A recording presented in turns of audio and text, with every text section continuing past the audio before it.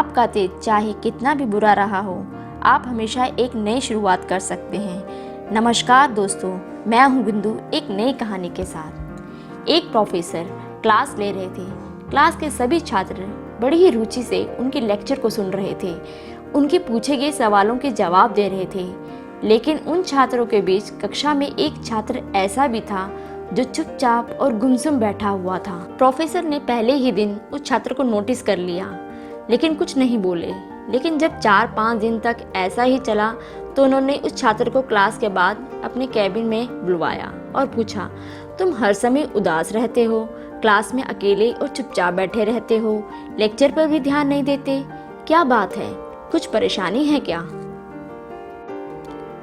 छात्र कुछ हिचकिचाते हुए बोला, मेरे अतीत में कुछ ऐसा हुआ है जिसकी वजह से मैं परेशान रहता हूँ, समझ नहीं आता क्या करूँ।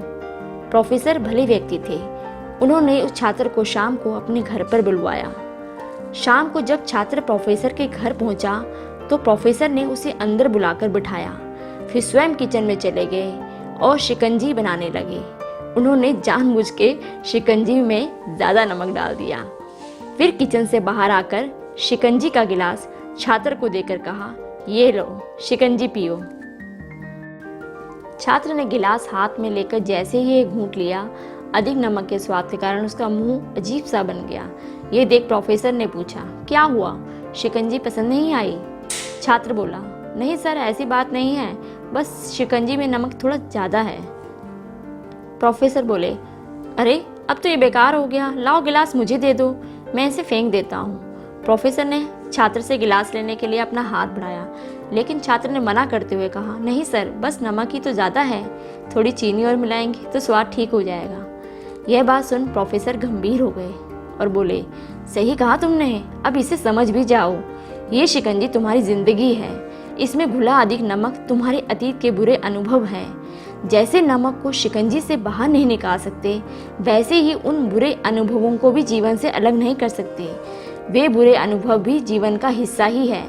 लेकिन जिस तरह हम चीनी घोलकर शिकंजी का स्वाद बदल सकते हैं, वैसे ही बुरे अनुभवों को भूलने के लिए जीवन में मिठास तो घोलनी पड़ेगी ना।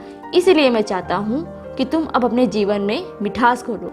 प्रोफेसर की बात छात्र समझ गया और उसने निश्चय किया कि अब वह बीती बातों से परेशान नहीं होगा। तो दोस्तों, हमें इस कहानी से यह सीख मिलती है, जीवन में अक्सर हम अतीत की बुरी यादों और अनुभवों को याद कर दुखी होते हैं। इस तरह हम अपने वर्तमान पर भी ध्यान नहीं दे पाते और कहीं ना कहीं अपना भविष्य बिगाड़ लेते हैं। जो हो चुका उसे सुधारा नहीं जा सकता, लेकिन कम से कम उसे भुलाया तो जा सकता है।